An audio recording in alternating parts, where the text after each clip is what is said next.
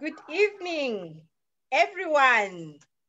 And it's lovely I know you can already see that my guest is in the vehicle, is in motion. And so we agreed that we got to start this so that we can still manage. He was kind enough to say, no, I could, is it called multitask? But he's Yes, close at indeed. home. So yeah, it's lovely. I jumped into that fast, but it's really lovely to come to you this evening again. My name is Pauline Gikang'ah, your host on Before and After I Say I Do show. And this month we've been focusing on After I Say I Do. That is all matters marriage.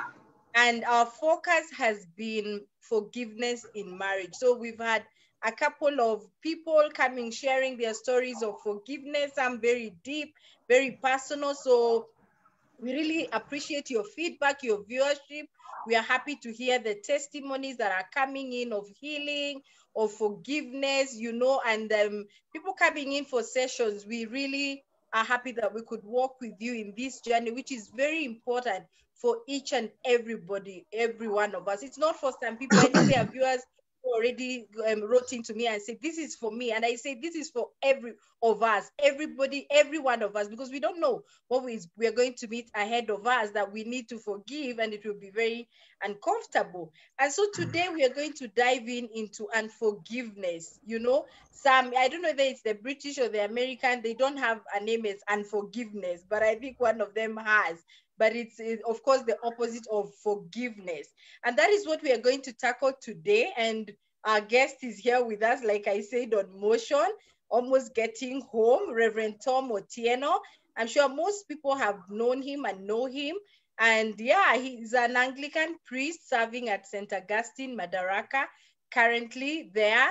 And yeah, very talented, very musical, leading a lot of praise and worship, and yeah, multi-talented, as a priest. And so we thank God for the ministry that Reverend Thomas has. And particularly one of the things that I would say more about him is I like how deep he is, even in matters, spiritual things, going deeper. And that's why I said we're going to go deeper. Reverend Tom is going to unpack for us this thing, unforgiveness. And so, yes, so I'm hoping I'm not going to lose him, but Reverend Tom, okay, he's right there. And so let me give you this chance to say hello to the viewers and as we dig in. Good evening, everybody. It's very nice to be on this platform, and I'm very humbled by the invitation. Thank you, Pauline, for facilitating this and making this possible. And I look forward to a very fruitful and in-depth engagement on the subject matter and how we can engage that with the reality of what's going on in marriage. So thank you. All right. Thank you very much. And yes, so maybe we could start by, I'm not sure, I'm praying that you're also inviting your friends over, those who are viewing us, and just tagging somebody, telling them to join in the discussion. I'm sure some people will join in later, which is still okay. There's many things to be done. So we are aware of there are those who are with us after. But I don't know what your expectations are when we talk about unforgiveness. You could share with us, what are your expectations? When you saw that this evening we're going to talk about unforgiveness, what was in your mind? What is it? If it's even the forgiveness aspect, what is it that over the month or even before that you have struggled with when it comes to unforgiveness? So maybe Reverend Tom, let me start by asking you, what is unforgiveness? Unforgiveness is the refusal to forgive. It is a choice just like forgiveness. Forgiveness is a choice to forgive. And let me first maybe properly define forgiveness in order for us to understand unforgiveness. So the word forgive or pardon comes from a Greek word apoluo, and apoluo means to release from offense, to release from offense or to cancel wrongdoing, to cancel wrongdoing. So to forgive is basically first recognize that somebody has hurt you. You call that offense by name, you call the offender by name, and you say, so and so, for this thing that you did, and for this thing that you said, and for this thing you didn't do, and this thing you didn't say, I choose to release you from this offense and from the wrongdoing. And so from that definition, you can see that we are offended against in 4 ways. Things people said that hurt, things people were supposed to say and they failed to say that hurt, things people did that hurt, then fourthly, things that people were supposed to do and they did not do that hurt. And so it is taking cognizance of the offense and the pain that is produced by that offense, taking cognizance of the person and bringing them to God and saying, I have released you from wrongdoing, even though you have not asked for forgiveness, even though you don't feel sorry about it, you haven't even recognized that you did me wrong or did me harm. And here is the worst part of it, even when they continue to do that thing. So by nature, forgiveness is unconditional and perpetual. Because human beings are perpetual offenders, forgiveness is by nature unconditional and perpetual. So you have to keep reaffirming it. You cannot therefore go to someone and say, I forgive you, but don't do it again. That is a sure way to failure as far as forgiveness is concerned. But that also puts us in a very difficult position because it means that person can repeat what they did and there's nothing we can do about it. Now, that also puts us in a difficult position. Where do boundaries fall? Boundaries are when we say no to certain things, but the boundary does not include unforgiveness. Unforgiveness is not a boundary. You can't say, I can no longer forgive you for what you're doing, what you keep doing to me. But you can say, I will keep forgiving you, but I will not allow you to keep violating me. So I put a boundary and I've said it stops here. I'm not able to stop your choices, but I'm able to stop my responses. And all matters concerning me, I'm able to regulate that. But I am not able to regulate your choices. If you choose to hurt me, I have only one option, which is to forgive you. But I will not, for instance, I will not let you keep beating me. I'll take you to the police. Okay? Things like those. So that's a boundary.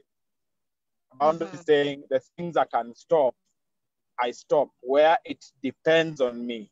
The things I can stop you from doing, I will stop you from doing. But one of the things you cannot stop is you cannot stop forgiving. Regardless. So unforgiveness is when you stop forgiving. Yes. Sorry? You said it's perpetual. It's something that we must keep doing. Yes, it is perpetual. It's something you must keep doing. And it is not funny and it is not easy. But that's why it is a choice. It is not something you can do because you feel like it.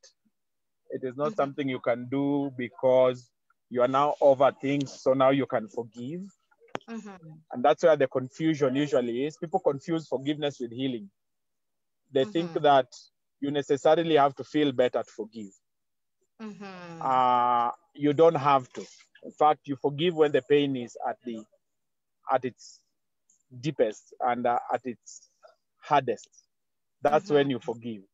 Forgiveness is not healing, but forgiveness kicks off the process of healing. It allows us to begin to experience God's healing. As long as you haven't forgiven, healing does not start. It will never happen.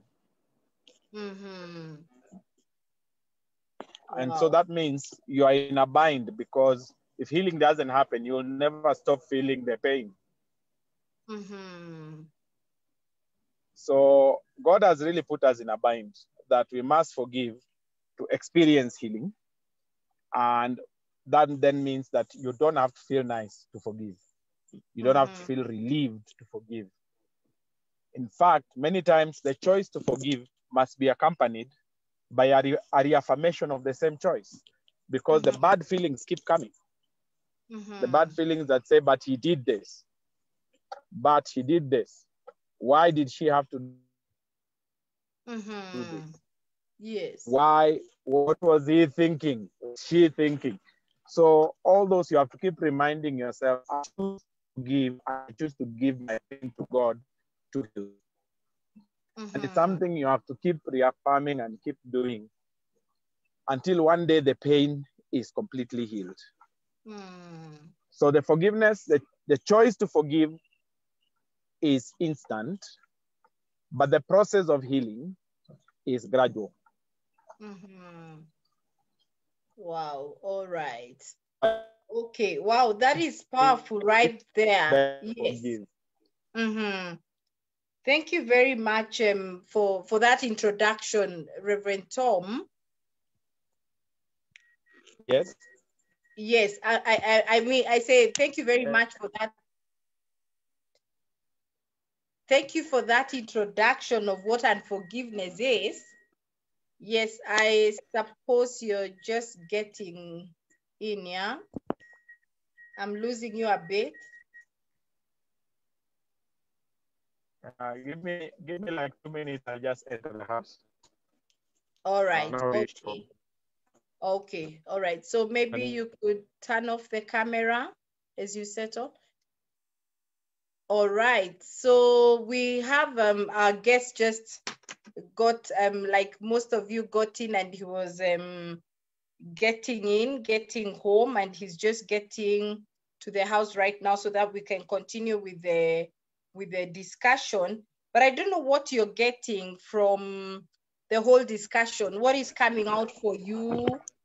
You know, I like the fact that he said that it's perpetual. I like the fact that he said that it's perpetual. It's an everyday thing. We cannot say, I've forgiven you, but don't say, don't do that again. And I just smiled because I thought most of the time it's almost the obvious thing to tell somebody, like, I'll forgive. I mean, even children, you'll hear them saying that. So I think it's something we grow into. And what I hear our guest, Reverend Tom, said this evening, it's not conditional. It's not like, I forgive you, but don't do that again. You know, it is something we have to continue doing. Something else that he has pointed very critical that I picked is that until you forgive, healing does not happen. So you have to forgive and healing to start happening. And I guess that's why at times, yes, people wrong us and we continue feeling very bad about, still even years later, we are still feeling bad, we are still remembering. But I like what you said, that when you forgive is when healing starts. So I suppose we are going to continue listening in. Any comment, any question that you may have this evening on our discussion on unforgiveness, please feel free to write in, and so that we can tackle it. So Reverend Tom is going to take us now through why is unforgiveness many times the easier option. I mean, and I'm sure you get what I'm saying, because most of the time is, I can leave that person. And it's not just this month we're talking about in the marriage setup, but of course we have many people because of marriage that come along. They could be in-laws, you know, they could be anybody. And why is it so easy to just say, I'm not gonna forgive them, let me live my life? And we live with a lot of forgiveness. So I think the question I have, Reverend Tom, I think you must be settled now. Yeah, is why is that forgiveness many times the easier option? Because it flows. There are several things you need to understand about forgiveness. Forgiveness flows against the grain. It goes against the grain. It goes against the grain of what is natural. What is natural when people hurt us? What is natural is to revenge. And we have very many ways of revenging or getting our own pound of flesh. We do that through silent treatment. We do that through making people feel guilty. We do that through, you know, asking people for long-winded explanations and extracting from them the juice before we finally tell them I've forgiven you. We enjoy taking people on that trip called the guilt trip, because it is a mild way of getting one back at them. So the best of us, even the holiest of us, is vengeful. It's just the degree that differs. And it's the degree that differs as you grow into the things of God. That's why unforgiveness is so easy, because it's very natural. It lines up with our inner sense of justice. Our inner sense of justice demands that we should be treated well. We should be treated with honor, that nobody should mishandle us. Okay? So our inner sense of justice is based on fairness, and fairness is based on our standards of what we understand fairness to be. When that is violated, our inner sense of justice demands an answer and demands punishment for the person who has offended. That's the root of unforgiveness. And unforgiveness also makes logical sense. Because unforgiveness is a deserving phenomenon. It makes you treat people as they deserve. Not as God would have you treat them. So we learn then to dichotomize offense. We say this offense is big, it cannot be forgiven just like that. We said, that one is small, just let it go and let's move on. So we dichotomize it based on the principle of unforgiveness, which makes logical sense. We are losing your image. Sorry, Reverend You're Tom. losing my image. All right. Okay. Yes. It's a small guy here who is we know attention, but don't worry. All right. It'll be fine. So that's the root of unforgiveness. It is, I have been badly treated, and I need to be treated properly, and nobody is going to pay me, and nobody is offering anything. And especially for people who are ungrateful and unapologetic, unforgiveness makes more sense. Unforgiveness makes more sense. All right. Yes, it makes more sense, but that doesn't mean it is right. It is still wrong. But it is easier to justify unforgiveness. The logical way to go. Unforgiveness is always logical. Forgiveness is not logical. Forgiveness is not logical. Neither does it go with the grain of what we want, which is our inner sense of justice. I'm in a meeting, please. Yeah, so unforgiveness is what makes more logical sense and appeals to our inner sense of justice. And so we take it very easily. In fact, the way we tell people to mind their business and keep off is we ask them, would you do that yourself? And because all of us are weak, we would say, I don't know. Then they say, you see? So you know, just let me be. Yes. I don't know what to do. And the most logical thing for me to do is not to talk to him. It's not to talk to her. Yes. The most logical thing for me to do is to hit back. You know? So, wow. Okay. Because we demand that people pay. It makes sense. It makes sense to our logic. Forgiveness is not logical, but unforgiveness is logical. Powerful. All right. So, Reverend Tom, who wins when a husband or wife holds unforgiveness in their hearts? Is there who wins in a marriage setup when they both lose. They both lose. One worse than the other, but they both lose. Because of the construct of marriage, the architecture of marriage is that marriage is by nature mutual. It's based on mutuality. So what you do, only you can do. What I do, only I can do in this marriage.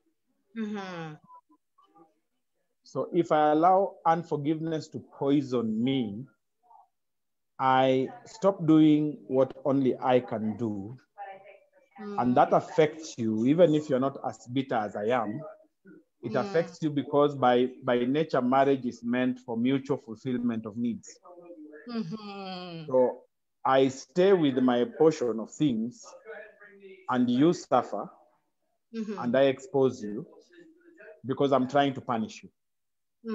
But in the process of trying to punish you, I'm trying to also make sense of what I'm doing. So what am I saying? I say, this person did this to me. There is no way I can meet this need of theirs or that need of theirs. There is no way I can do that. Yes. And so that then makes both of them losers. Sometimes what happens is people get bitter. Yes. Because of the exposure that they have, the things they have been exposed to. So you're denied a certain need. And when you are denied that need, you become bitter because you're exposed. Yes. Meanwhile, the person who's denying you that need has a very logical reason why they're denying you that need. Yes. But that logical reason is based and rooted in unforgiveness.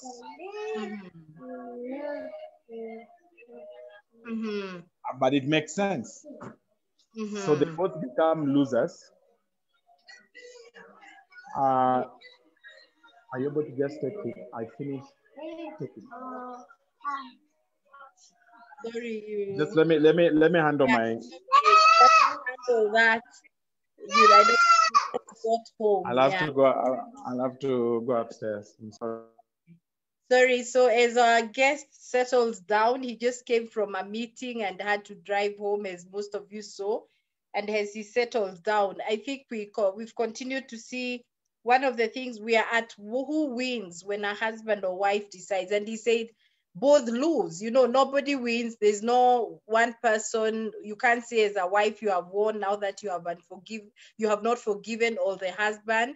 So both of you lose. And one of the things he said, marriage being that is for mutual fulfillment, then there's something that I as a wife bring in our marriage, and there's something a husband brings in. So if I don't, then it means the other person is deprived of that, and I'm deprived of what that person brings. Okay. You okay, Reverend Tom? I'm fine now. All right. Okay. And would you want to add anything on that one, or can we move on? I think I could ask you something else. Let me ask, what happens when we choose unforgiveness? How does it affect me as an individual? How does it affect the marriage, the children, and the generations? I think this is where we'd really want you to focus us on. What happens when we choose that as an individual, in a marriage setup, the children in that marriage? What happens? What happens is that we get bitter. The only route that unforgiveness takes us to, the destination of unforgiveness is always bitterness. Why? Because unforgiveness leads to holding grudges. So this is a downward spiral. You have the offense, then that offense puts you at a crossroads. At that crossroad, you have to make a decision to go one way or the other. One way is forgiveness, the other way is unforgiveness. Should you take that exit called unforgiveness, the next stop is bearing grudges. After bearing grudges, you go down the next step, down the next spiral called resentment. Then you go down the next spiral after resentment called frustration.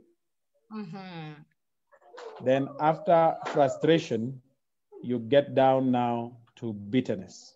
And after bitterness, you go down to depression. And after depression, you go down further to discouragement, where you're always discouraged. Life is not looking good. Life is not exciting. From the discouragement, you go to a place called despair. You go to a place called despair. And then from despair, it's very easy to sink down to suicide. This is how a lot of people have gotten to become suicidal. Yes. They took the exit too many times called unforgiveness. They took that exit with their fathers, with their mothers, with their brothers, with their sisters, with their husbands, with their wives. They took that exit. And so when you work a person, one single species of a human being who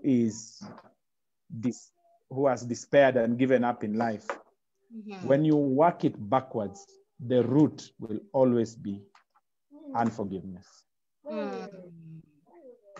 Without fail, let me tell you, without fail, anyone that commits suicide without fail has a root of unforgiveness.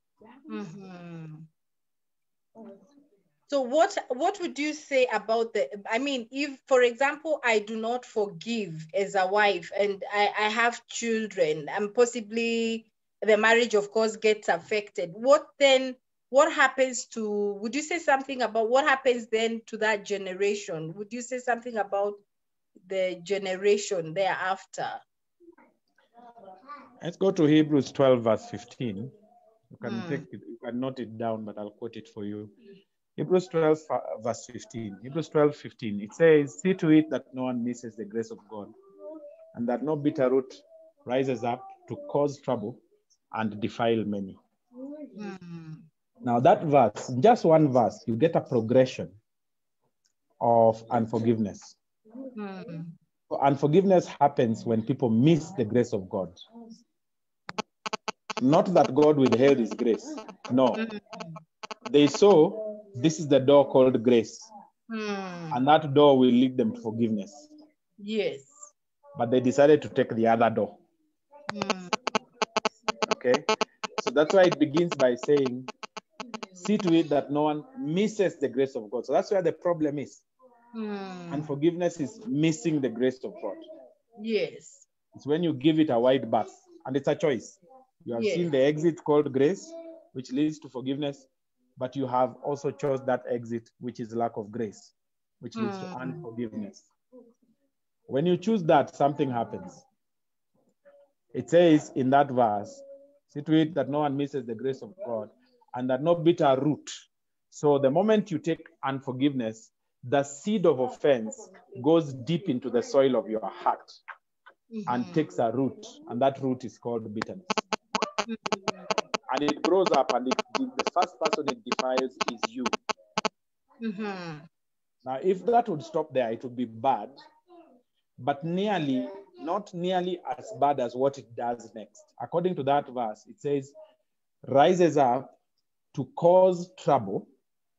So not only does it rise up, it defiles you, it causes you trouble, you end up being sick because of bitterness. There's a lot of sicknesses in this world that are bitterness. Basically, if you deal with bitterness, your blood pressure will go, hypertension will go, migraines will go, ulcers will go, all those things that people are medicating with prescription drugs will go if they deal with it. Anyway, it defiles you, and then it causes you trouble.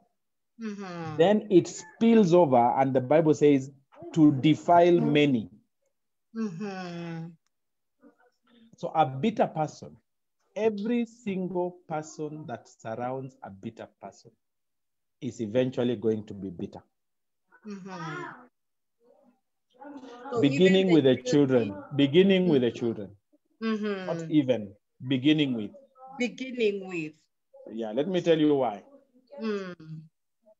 If a husband and wife start squabbling in their marriage, the children get involved whether they like it or not. And the way they get involved is children are attached to their parents, both of them. So in a child's world, they just want you to sort out your things. Sort out your things. And let us continue living together. But if you don't sort out your things, what happens is their hearts begin to take sides with one parent or the other. Unfortunately, also parents use the children as pawns in their fight. And then what happens is those children begin to carry the pain of the parent they favor, which is the bitterness that is mixed with sympathy for the parent they love. Then the parent they perceive to be the aggressor, they have open hatred and hostility towards. Both are bitterness. The only thing is that one is bitterness that is concocted with sympathy. Yes. It looks a lot less like bitterness, but you are carrying somebody else's pain. You're carrying your favorite parent's pain.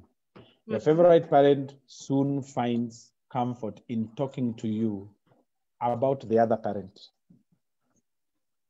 and telling you how bad the other parent is and how good they are.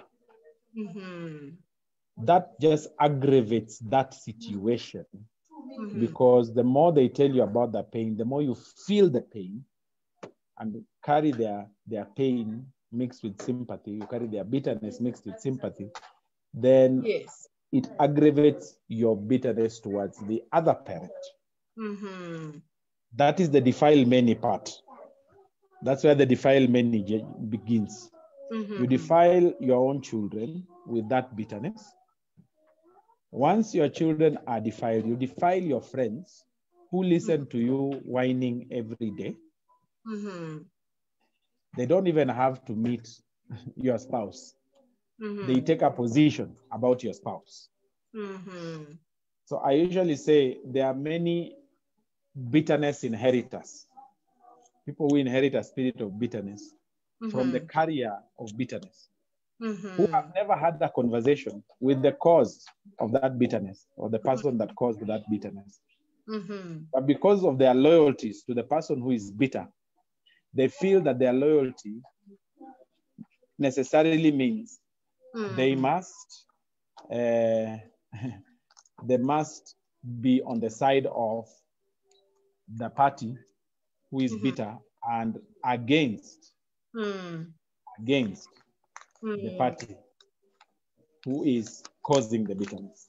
Yes. So that's the defile many part. Now, once that happens, when these children grow up, if they have no mitigation towards this bitterness, what will happen is when they have their own children, they will pass the narrative. They'll pass that narrative and it will be unchecked. Because by that time, either one of the spouses, especially the one who aggravated the problem, has either passed away or has moved the distance between them, not just physically, but the distance between them, even emotionally, has become so big that either they don't see each other often, or when they see each other, it's on a need-to basis. So we now have generation 2, actually generation 3, because the first generation is the parents. The second generation is the children. Now you are into generation 3 of bitterness.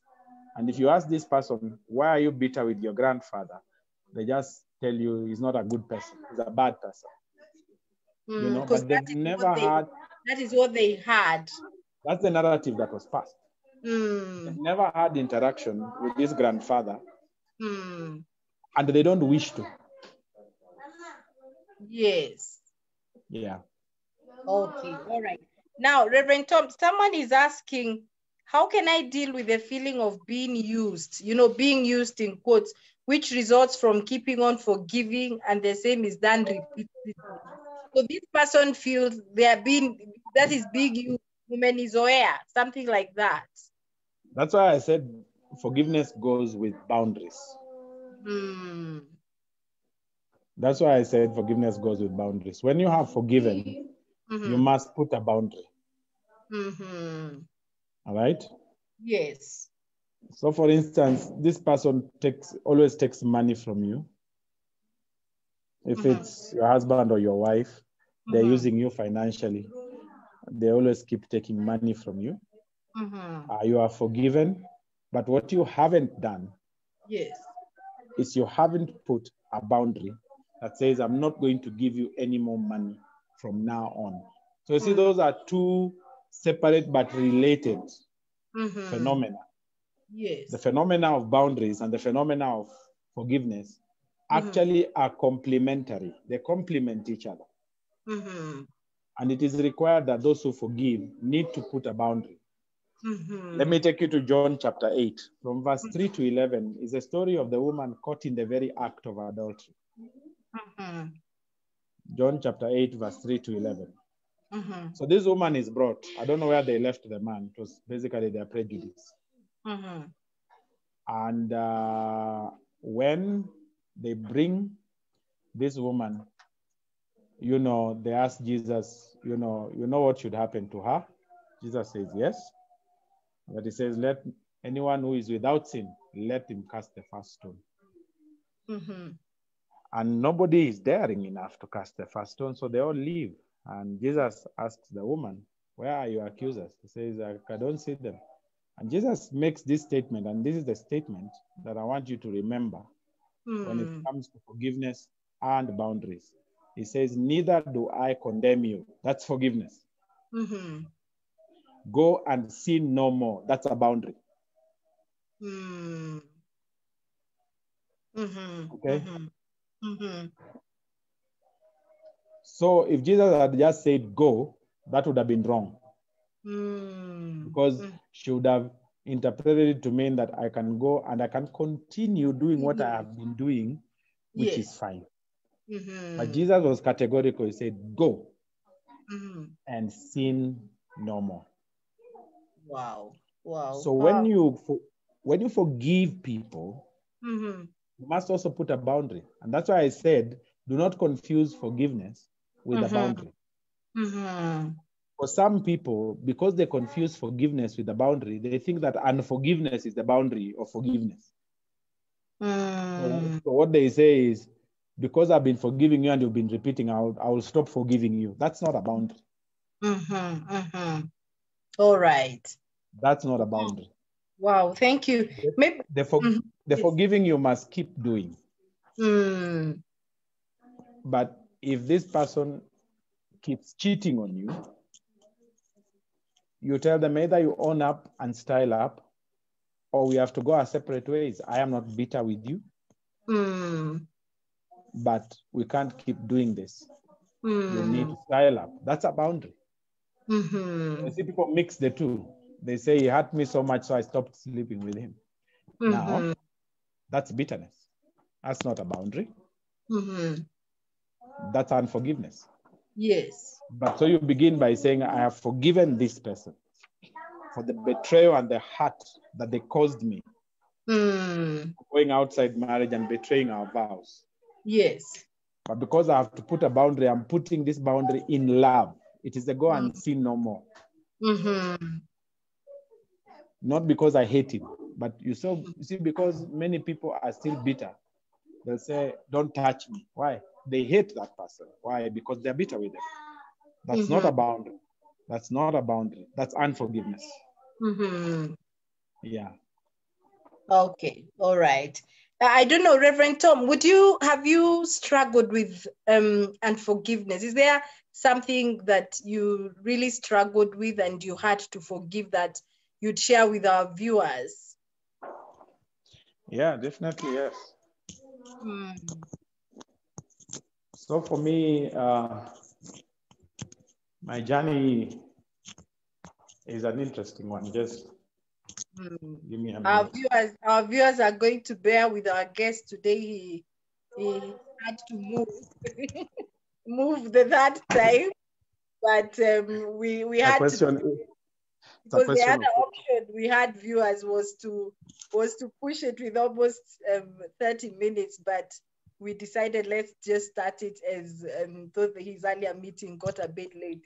Yes, Rev'd Tom. So anyway, now I'm in a room where I can talk. Everybody was in my business. Yes. And I think sometimes it's not healthy. Yes. So the viewers, what would you share with the viewers as a circumstance you had which was hard, but you chose the choice of forgiving? Well, I grew up in a polygamous family. My father had 6 wives, and my mom was number 5. At some point, my father needed to leave, or so it seemed, that he needed to leave and go back to Kisumu. And what that did was that it exposed us. As his last children, we had now no one to fend for us. And I remember my sisters falling out of school. Basically, my mom and my dad, their quarrels aggravated. They had always quarreled when we were growing up, and we had been sucked into that. But when he moved to Kisumu, I was 8 years old. And my elder sisters, of course, were older than me. And I know firsthand what it means to be defiled by somebody else's pain and bitterness. Because my mother's bitterness landed on us. She talked about my dad, and understandably so, because she was hurt. And we became angry at our father, more secondhand, initially more secondhand than firsthand, okay? Initially it was her pain, but eventually, because we were so exposed, his misdeeds affected us directly, because now we were going hungry. We didn't have fees. We didn't have clothes. We didn't have electricity. We were the laughing stock in the estate. There was so much shame around us and so much lack around us. And that drove a deep resentment towards him. And I was the only boy in that house, in my mother's house. My 3 elder sisters didn't fare too well because of what happened because of what my dad did.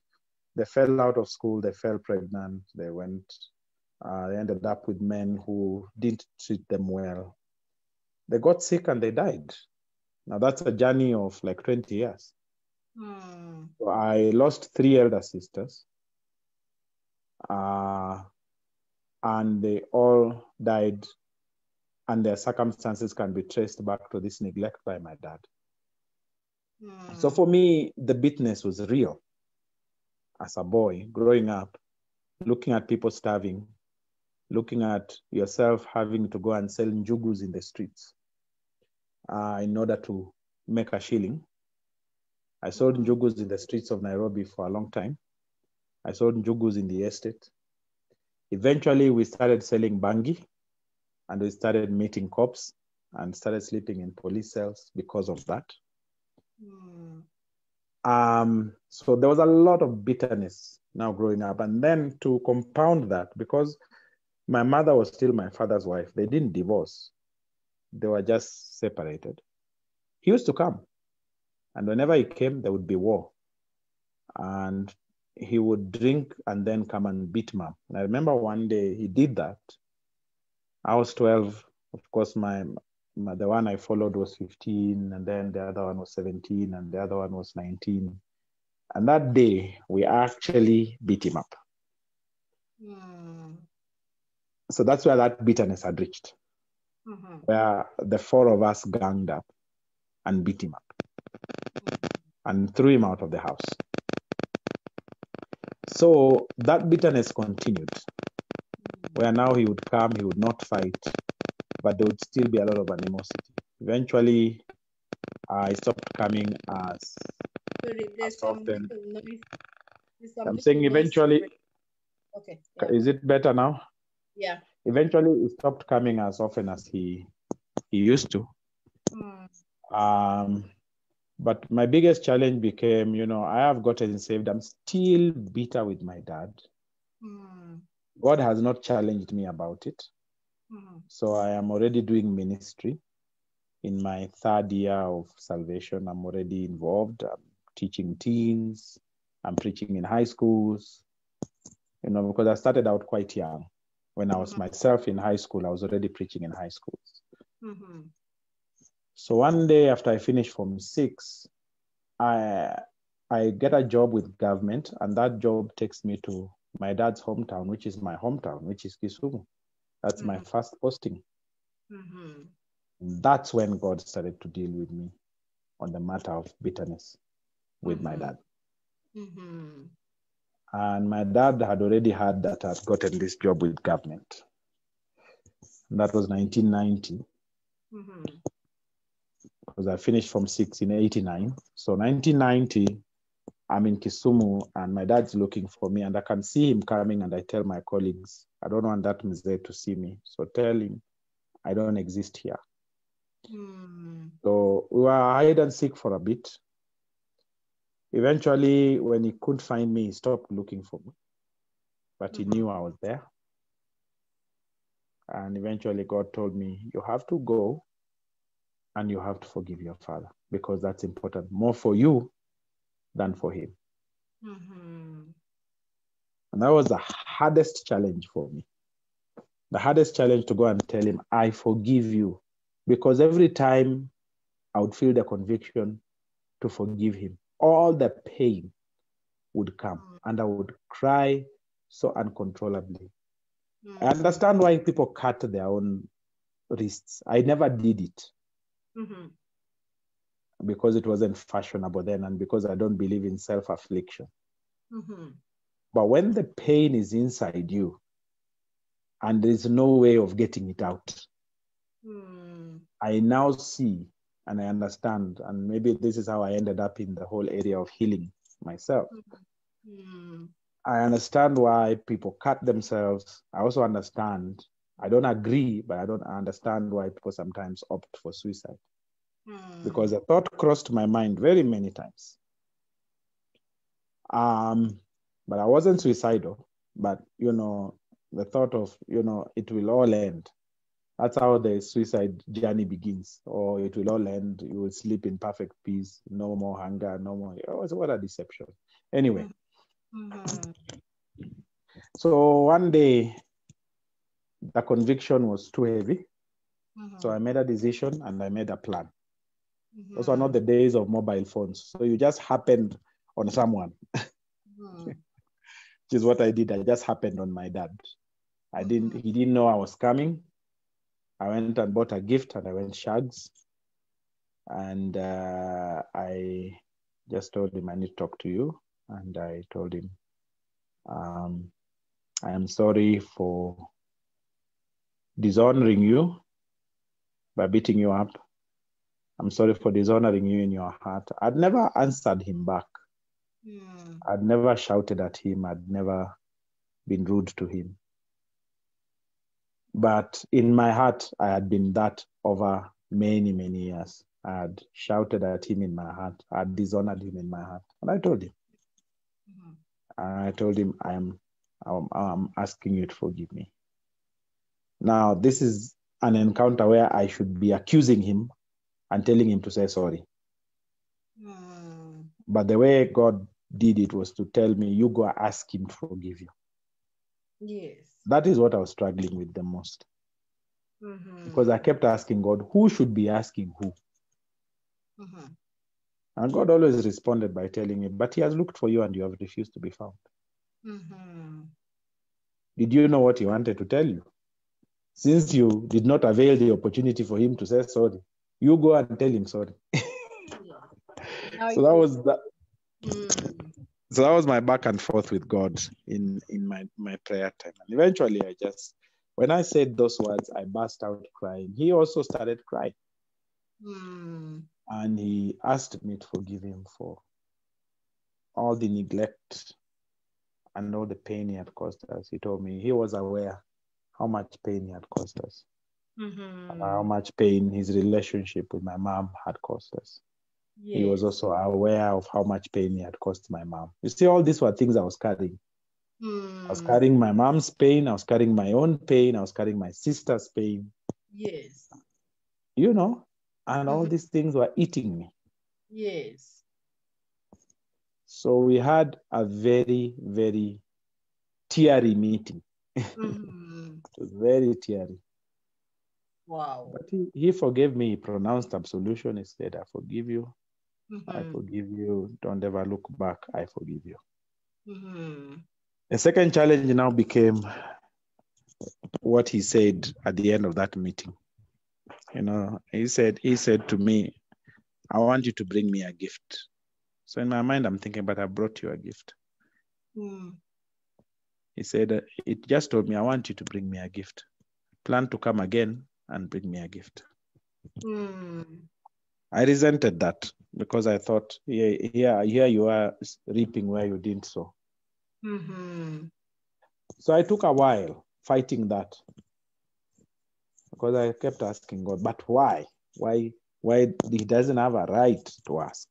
And my wrestling with God ended the day he told me, you do it because you honor me, not because you honor him. Do it. Now, see, as a person who was growing and who was preaching at that time, I understood what my dad was asking. I just didn't accept. I understood that in order for someone to bless you, you can't go for him to bless you empty-handed.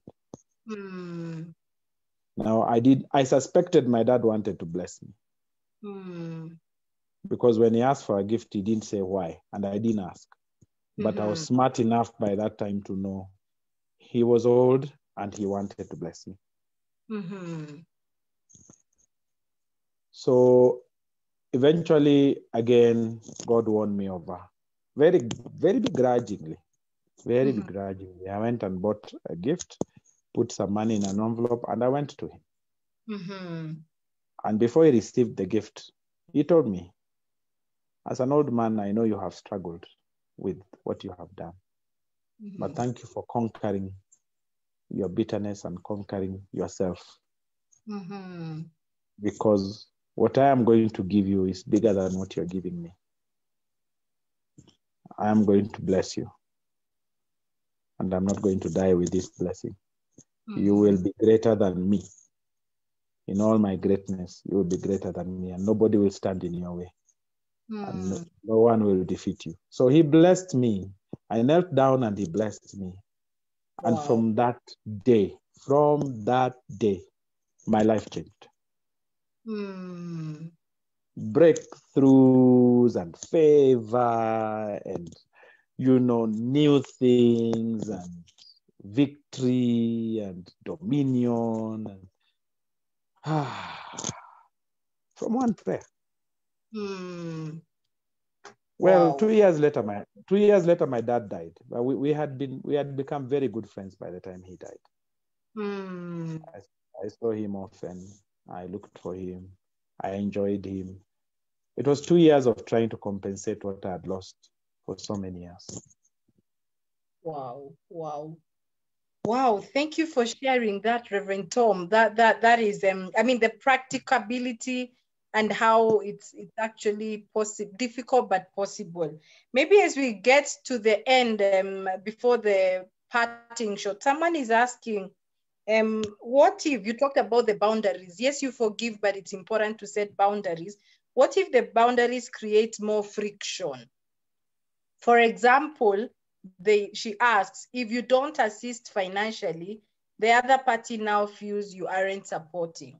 So what if then your boundary creates more friction? Well, my assumption here is that you have ground rules. Okay? And the ground rules are that, if someone needs fare, that you can give him. So there's a place for compassion, so that you're not cruel. But there's also a place of, this person is misusing me. You know that if I give them another loan, they're just going to drink it up. Yes. So, don't go into debt that you can see. Like, for instance, it's his responsibility to pay rent. He's not paying. And you can pay. And then you decide you're not paying. So you both end up in a hole. Don't do things like those. If you are able to pay the rent, let him wallow in his irresponsibility. Just don't give him any money beyond what is compassionate. Compassionate. Because being used begins where compassion ends. If a person is struggling and is trying to hustle and his business is not working and things like those, he may reach a point where, the fuel tank is empty. It's embarrassing for him to ask someone else for money. He will ask you. So what you want to do is be sensible about things that are compassionate. Make sure the cars are running. Make sure the bills in the house are paid. But anything beyond what you deem reasonable, put a boundary around it. So you don't have to give him a large sum to start a business. No, you start the business and run it and make sure it stands. And then he can get a percentage from it, but you get the majority percentage. So that's what I mean by being compassionate, but still putting a boundary. Because sometimes I see in my counseling couples, I see situations where someone's just being cruel. So put a boundary. Yes, please do.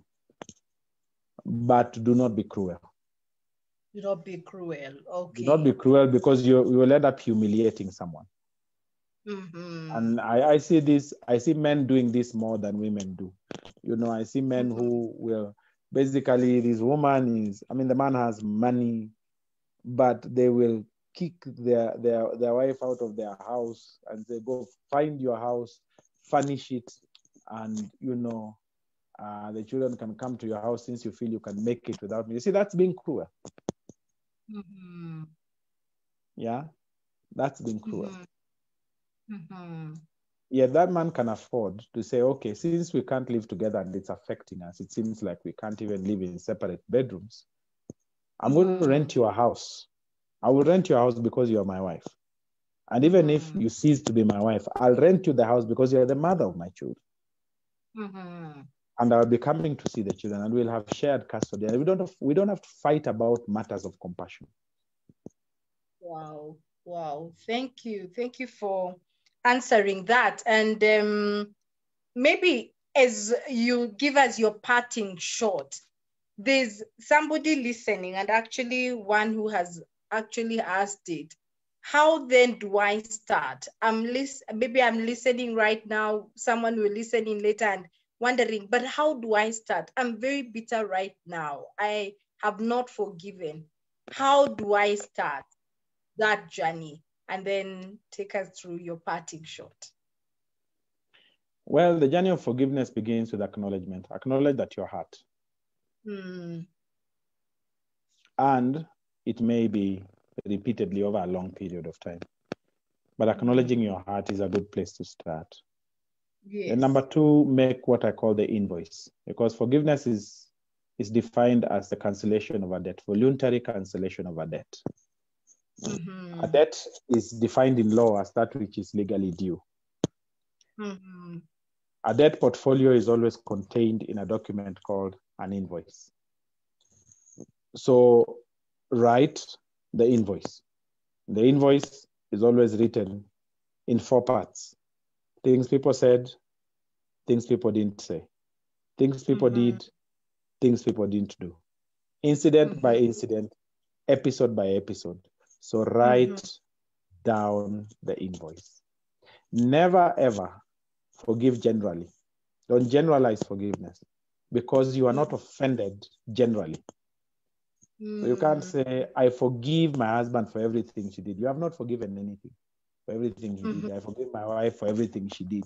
That's not forgiveness. Yes. Because your husband or your wife did not offend you with everything at the same time. Yes. The pain you feel is not general. It is very specific. Beginning with what you can remember clearest to the things that you have suppressed in your memory, you write and let the tears out. So the next step, number 3, is let the pain out, let the tears out. Because as you write, the pain will come up. If it comes up, let it out. Step number 4 is make a choice to forgive. Every single offense you've written down, I usually call them letters to God.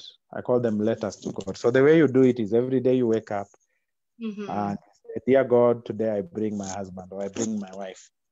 And I bring him on account of the things he said. So he said this and this and this, and what he said really hurt me. I felt this, I felt that, I felt this. So you're still on that matter. When you're concluding that matter, you say, today I choose to forgive him for saying this.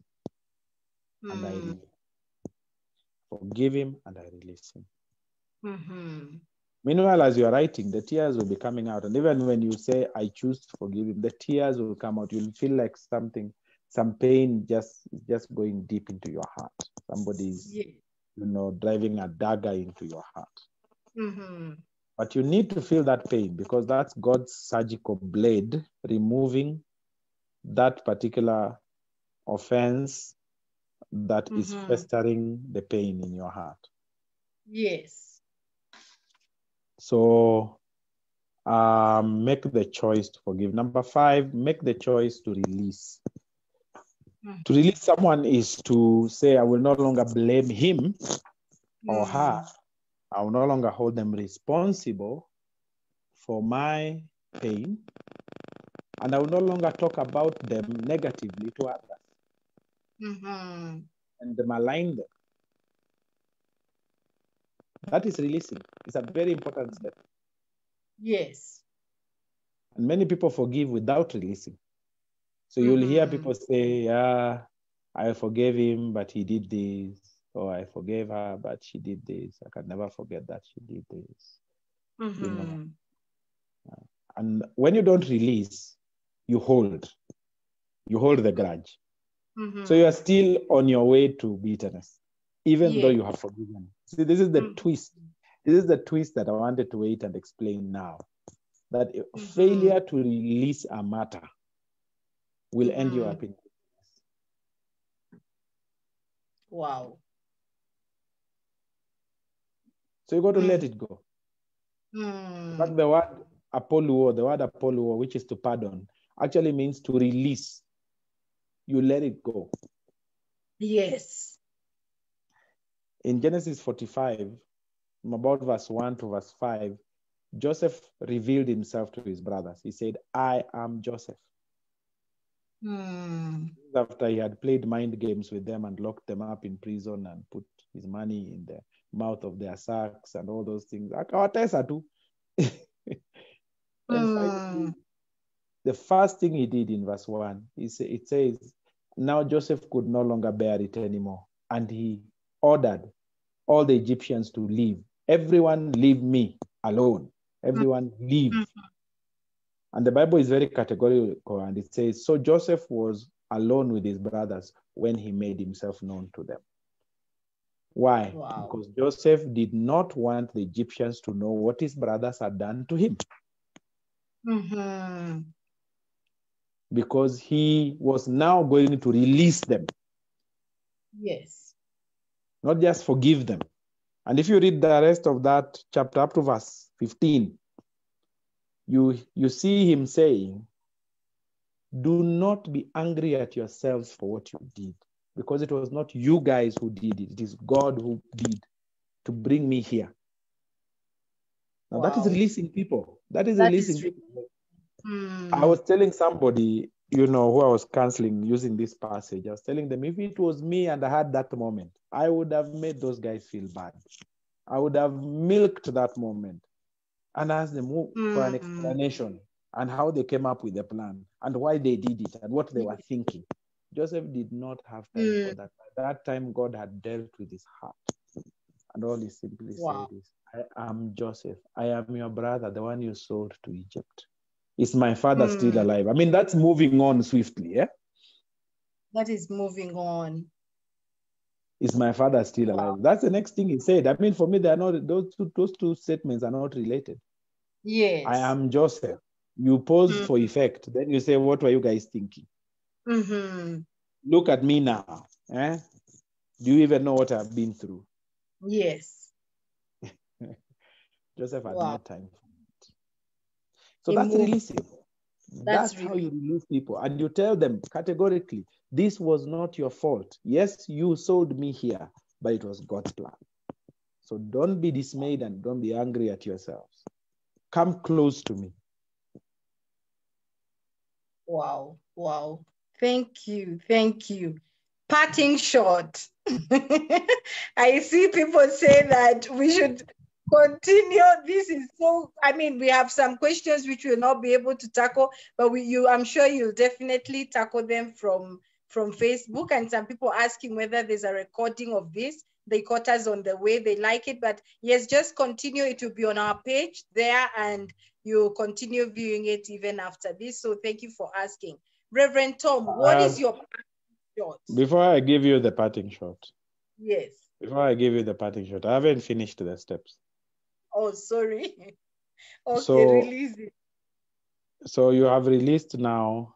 Ask God to heal you. That's step number 6. Ask God to heal you. Sorry, yes. Then step number 7, ask God to fill you with his love. And then step number 8 is ask God to bring you into shalom. Shalom is a state of completeness. That word doesn't mean peace. That word means complete, lacking nothing. Nothing missing, nothing broken. Complete. That's what shalom means. So from a state of shalom, you have peace as a result of shalom. It is one of the results of shalom. Rest is one of them. Restitution, restoration, all those come from a state of shalom.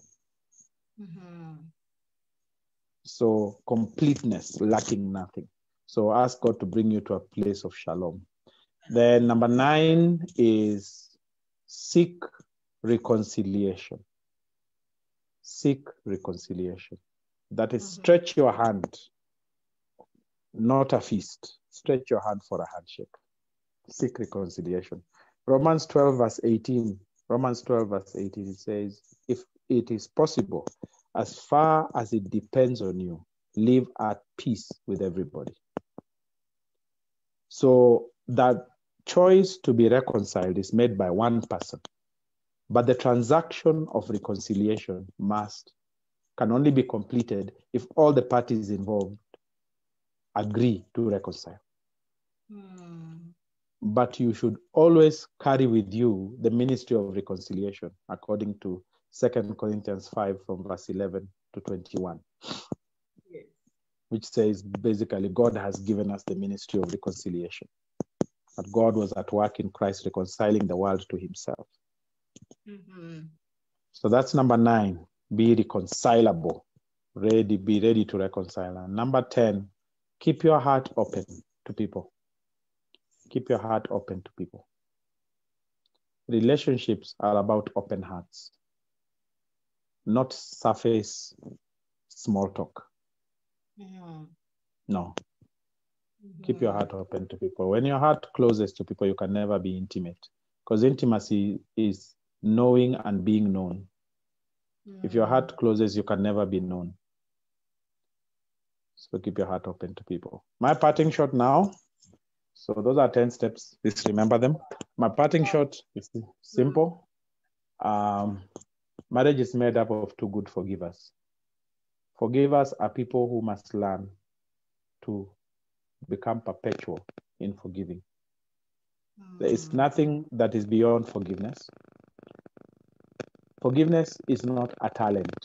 So you should never use the word, I'm not able to forgive, because that makes forgiveness a talent, an ability that some people have and others don't. Forgiveness is not a talent. Forgiveness is a choice. So it is not that you are not able to forgive. Yes. It is that you are not willing to forgive. And that's always what you must always remind yourself that the choice to refuse to forgive is a choice. So don't try and sugarcoat it and paint it in nice white color and say, you know, these things are so hard, I'm just not able to forgive. That is an excuse. You are bypassing your responsibility to make a choice, even in the midst of pain. And like I said earlier, the decision to forgive is made in the midst of pain. Okay. You do not wait for the pain to subside. You make that decision. Then now you pursue healing.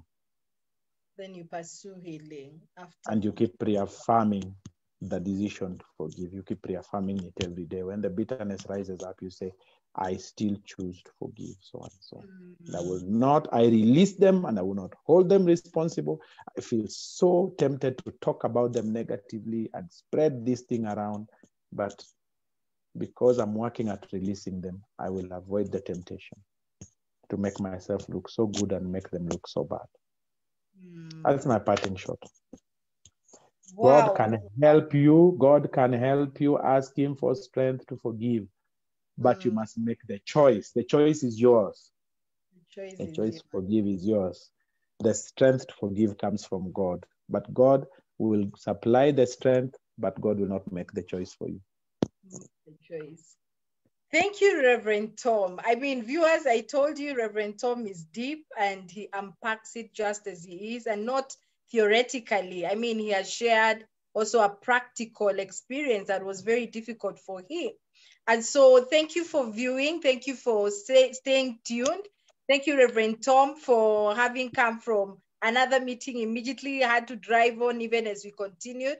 We are really grateful to have you on this show this evening, and we want to pray that this is going to be something that is going to help even many who are going to even view even after this. So from me, Pauline Gikang'ah, your host, I look forward to meeting you next Friday as we climax. I hadn't actually realized that October had 5 months. As we climax the month of forgiveness in marriage next Friday.